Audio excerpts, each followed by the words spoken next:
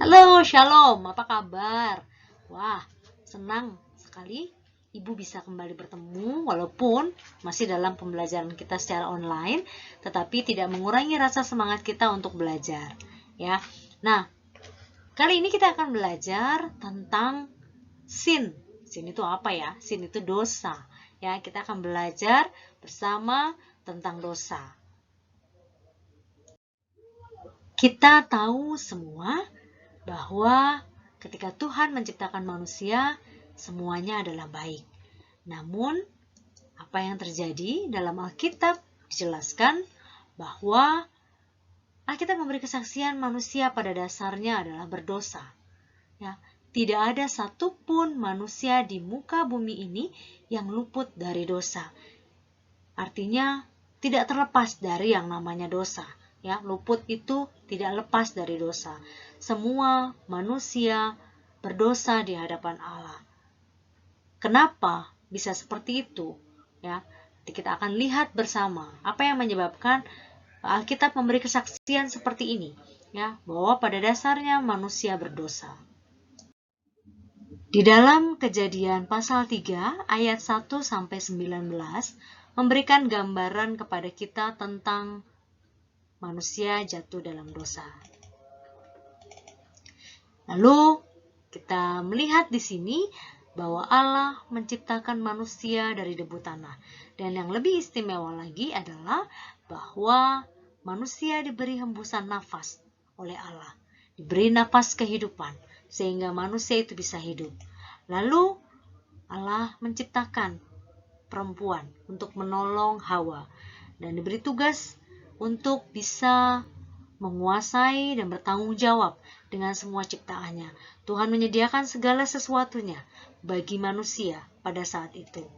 Lalu Tuhan juga membuat pohon kehidupan dan juga pohon pengetahuan.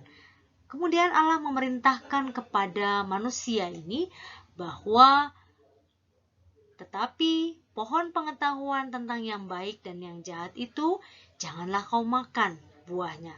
Sebab pada hari engkau memakan buahnya pastilah akan mati. Kita bisa melihat di dalam Kejadian 2 ayat 17.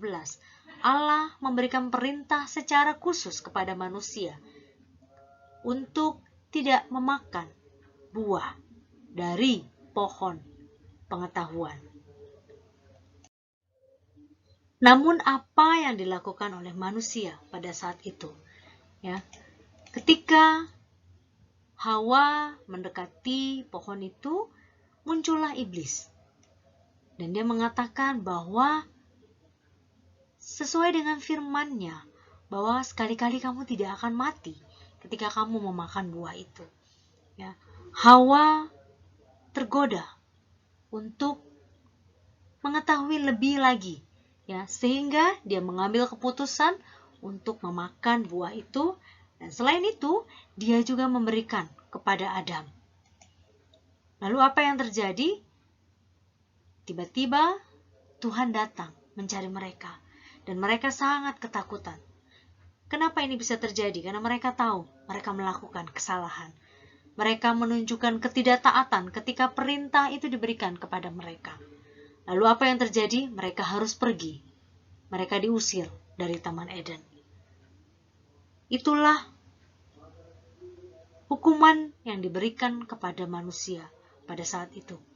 Ya, mereka tidak lagi bisa berhubungan dengan Allah. Mereka tidak lagi bisa menikmati apa yang sudah Tuhan ciptakan dan berikan. Kita melihat di sini ketika manusia diberi hukuman, maka dia akan menjadi jauh, ya, putus hubungan dengan Tuhan. Dan itu sebabnya manusia membutuhkan kasih karunia Allah supaya diampuni dan diselamatkan. Ya, Allah memiliki kasih untuk memberikan pengampunan itu, untuk memberikan keselamatan itu kepada manusia, dan manusia tidak bisa melakukannya sendiri. Itulah sebabnya karena kasih Allah begitu besar, maka Allah mengirimkan anaknya, yaitu Yesus Kristus, dan dia tidak berdosa. Ya, dia menjadi manusia. Mengapa dia menjadi manusia? dia ingin menjadi penolong bagi manusia. Ya, ketika dia menjadi manusia, dia bisa merasakan apa yang dirasakan oleh manusia. Tetapi dia tidak berdosa. Tetapi dia harus memikul dosa manusia itu. Nah, itulah alasannya kenapa manusia ya harus mau mengakui dosanya dan manusia harus bertobat. Ya, jadi tidak ada alasan buat kita untuk tidak mengakui dosa kita. Tidak ada alasan untuk kita tidak mau bertobat. Ya, karena inilah yang terjadi. Semua manusia berdosa. Karena ketidaktaatan yang dimiliki oleh manusia itu sendiri. Jadi kita perlu mengakui setiap dosa-dosa kita dan bertobat. Dan inilah hakikat dari dosa itu. Ya, bahwa Adam dan Hawa tidak menaati perintah Allah. Mereka ingin menjadi sama dengan Allah seperti yang dikatakan ular. Yaitu jika mereka makan dari buah kehidupan, mereka akan menjadi sama dengan Allah. Dan ternyata apa? Ular salah. Ya, kita tahu ular salah. Ya, dia menggoda manusia ini untuk melakukan kesalahan. Ya, untuk menunjukkan ketidaktaatannya. Ya, jadi jelas di sini menjadi hakikat dari dosa itu sendiri adalah bahwa tidak menaati perintah Allah.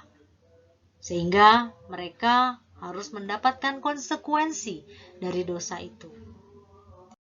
Lalu apa sebenarnya dosa itu? Ya, dosa adalah pemberontakan manusia melawan Allah dan kehendaknya. Manusia ingin menjadi sama dengan Allah.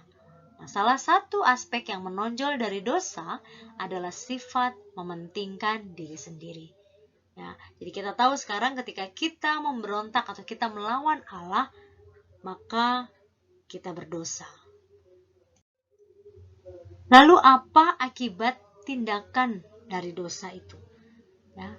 Yang pertama, dosa menyebabkan kerusakan moral di dalam diri manusia yang menentang semua kehendak baik manusia. Jadi, manusia sudah tidak lagi memiliki moral ini. Ya, moralnya sudah rusak. Ya, lalu yang kedua, dosa itu menyebabkan manusia menginginkan kesenangan diri sendiri tanpa menghiraukan kesejahteraan orang lain atau perintah Allah.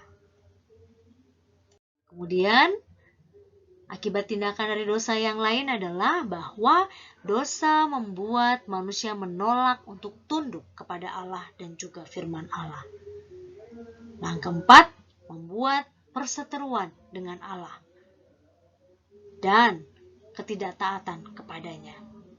Kita bisa melihat di sini bahwa akibat dari tindakan dari dosa itu membuat kita menjadi manusia yang sungguh-sungguh memberontak kepada Allah. Dan ini sangat tidak berkenan kepada Allah. Masih ada lagi akibat tindakan dari dosa itu sendiri. Yang kelima adalah dosa juga merupakan kuasa yang memperbudak dan merusak.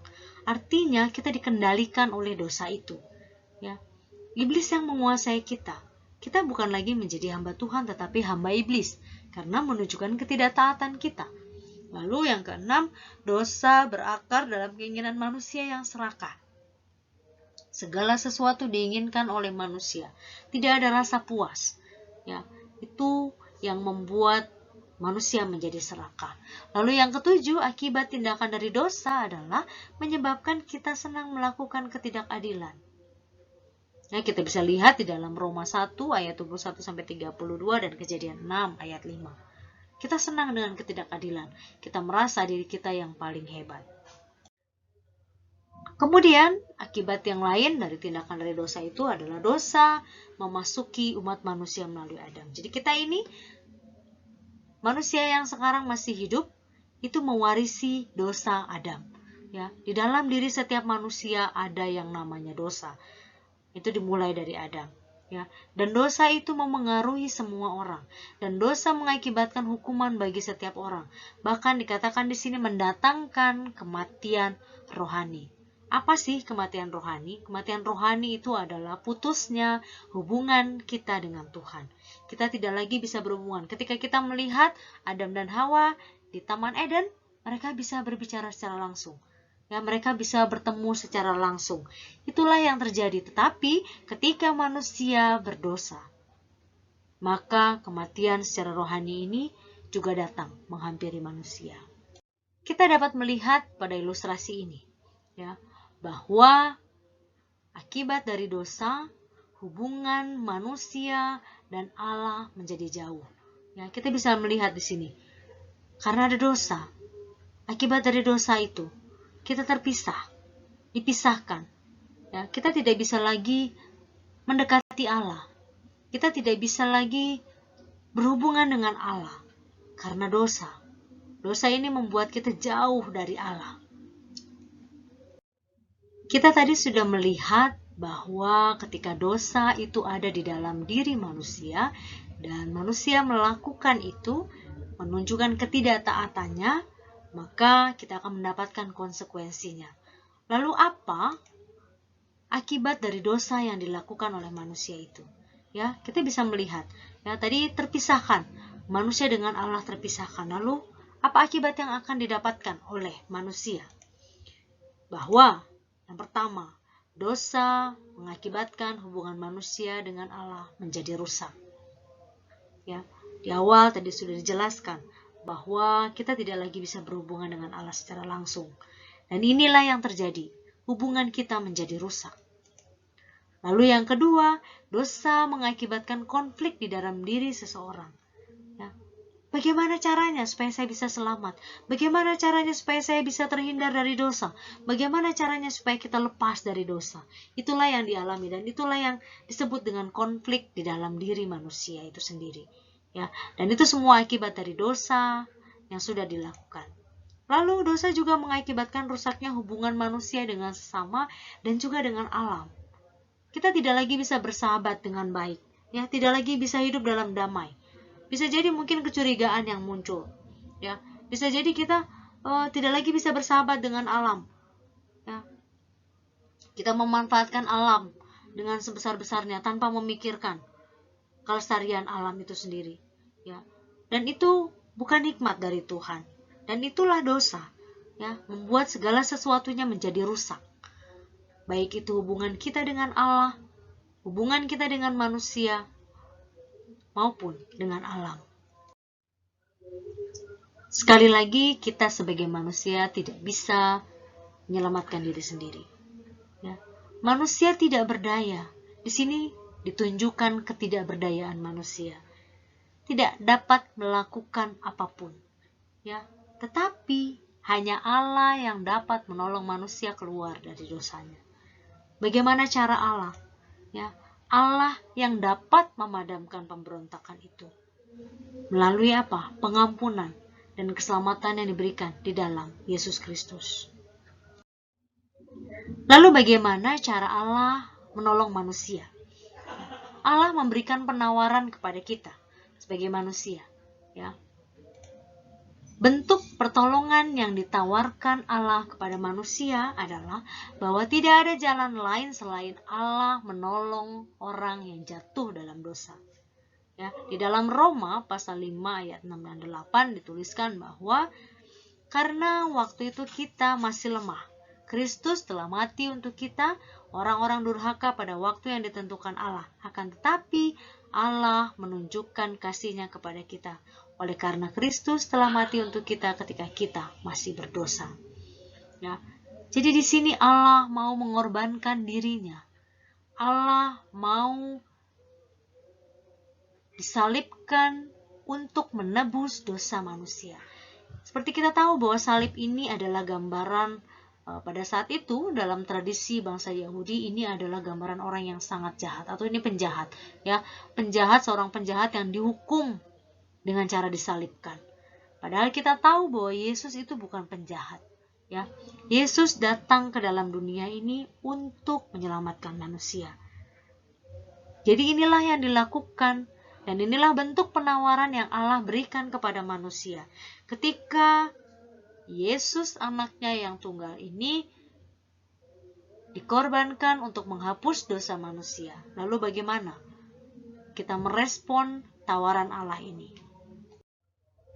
Setelah kita bersama-sama belajar dan mengetahui arti dosa, maka kita bisa menyimpulkan, ya, pembelajaran kita hari ini bahwa manusia pada dasarnya adalah berdosa. Ya, ini ditunjukkan tadi karena ketidaktaatan manusia. Ya, maka manusia pada dasarnya adalah berdosa. Lalu manusia tidak dapat menolong dirinya sendiri untuk mendapatkan keselamatan itu. Manusia tidak mampu, ya, karena keterbatasan manusia. Lalu Allah menawarkan bahwa Allah sendirilah yang mampu memberikan keselamatan itu kepada manusia. Dan inisiatif yang diberikan oleh Allah bagi manusia yaitu Allah memberikan keselamatan melalui pengorbanan Yesus Kristus di kayu salib. Dan inilah bentuk nyata dari kasih Allah kepada manusia. Bagaimana cara kita meresponnya?